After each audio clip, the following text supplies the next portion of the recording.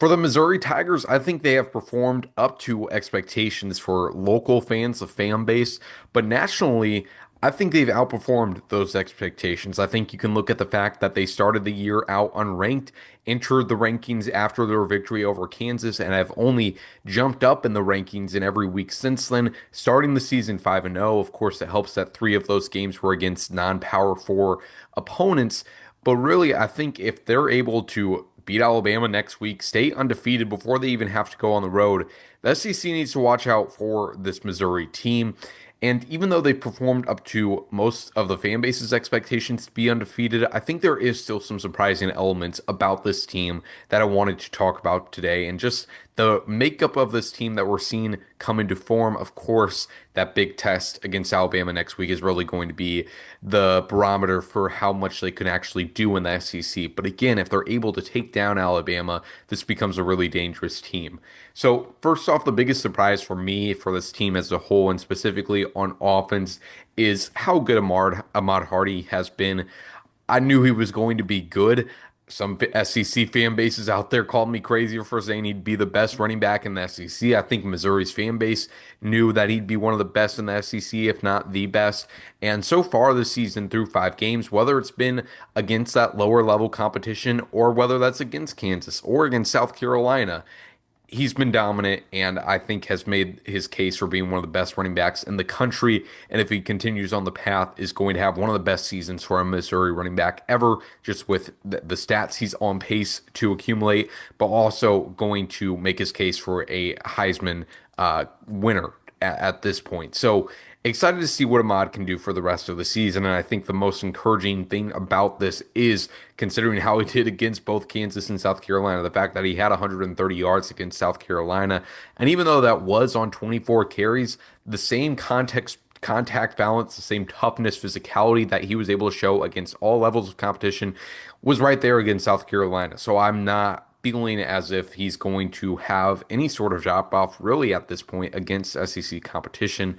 Obviously, as the season wears on, he's probably not going to have 150-yard games week in and week out, but he's certainly showing the ability to do that. So I'm surprised with how good he is. Eli Drinkwitz has said he's been surprised with how good he's been. And I really think Ahmad Hardy is now the engine that this Missouri team runs behind. Not only the offense, but the team as a whole, because we're seeing the identity of this Missouri team is really to trap teams in quicksand. And they're doing that by dominating the time of possession, and Ahmad Hardy being able to grind out tough runs late in the game has been a huge part of that. And I think Missouri knew going into the season that it would be a run heavy of offense, but with how good Ahmad Hardy has been, I mean, I think would be even more willing to lean into that than they thought even beforehand.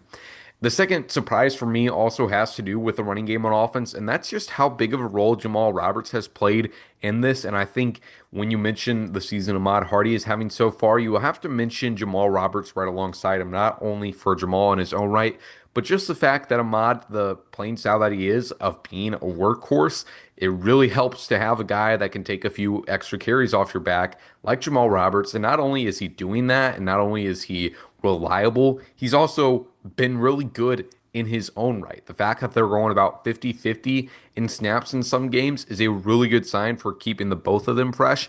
Jamal has a little bit more quickness, I would say, but they both have the same burst. Jamal and Ahmad are actually, you might not believe it, but around the same size. Jamal has a little more height, so he's a little more spaced out and not as much as a brick or a boulder running at defenders. But they've compared their similar playing styles before, and I think you can see that for sure. But they offer something different as well. Jamal, especially with his receiving ability and then as a pass protector as well. And we knew that about Jamal going into the season, but his running has also been really impressive, and just the role he can help Ahmad out with has been really impressive and important so far, I think. Other than that, on the offense, I think this offense has been what we've expected them to be. Just the run game has been even better, which changes the complexion of the offense and the expectations for it. I think at quarterback, Bo, again, within the fan base at least, people expected him to have these impressive moments like he's had so far. He's been really good at times, but I also think the challenges he's had so far, the struggles he's had so far, have not been that surprising considering the circumstances he comes in with as having experience in games, but not as the starting quarterback, not as a thrower. And so we're seeing him struggle with pocket awareness and then also decision making at times, making some poor decisions. And so those are just the struggles typical of a first time starting quarterback. And you would hope and think that those will be corrected as the year progresses. Defensively, it also has to do with the run game. The run defense, again, is an aspect we knew of this Missouri team would probably be good, especially when you add Josiah Trotter. But I don't think, holding South Carolina and Kansas, especially to the rushing yards they did, I don't think anybody expected them to be that dominant. And again, this all plays into the complementary football that the offense and defense have been playing for Missouri so far as dominating that time of possession, getting these teams in quicksand. And I just think if you are a team that if you get down against Missouri, it's going to be really difficult to claw back against them if they're able to continue to run as successfully as they have, putting together 6, 7 minute drive longs, and then being able to get you off the field quickly. That's a really tough challenge. Now, the one part about this defense that has been surprisingly worse than even expected has been the pass secondary.